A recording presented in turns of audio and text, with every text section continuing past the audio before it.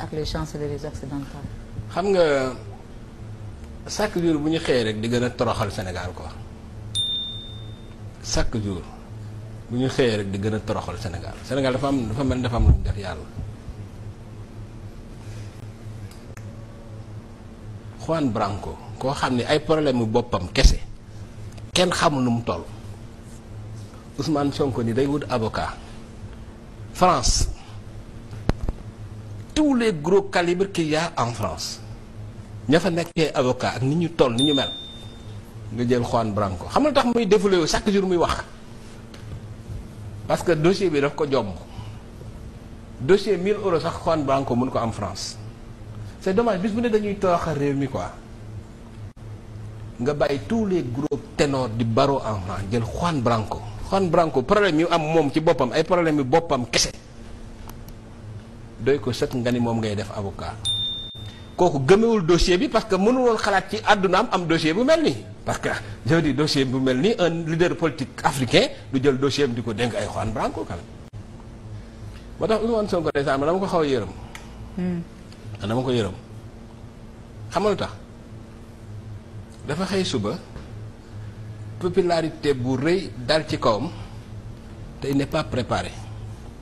maanaam amul réseau xamul ni àddina bi doxe xamul nit ñi xamul dara c'est fou hein.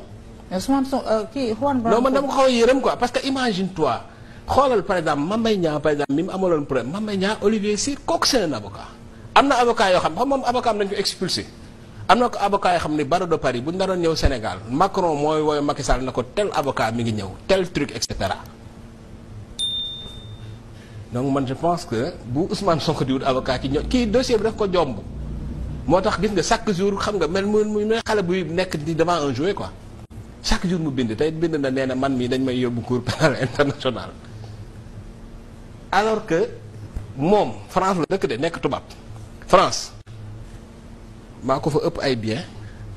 maa ko fa ëpp ay xame maa ko fa ëpp ay mbokk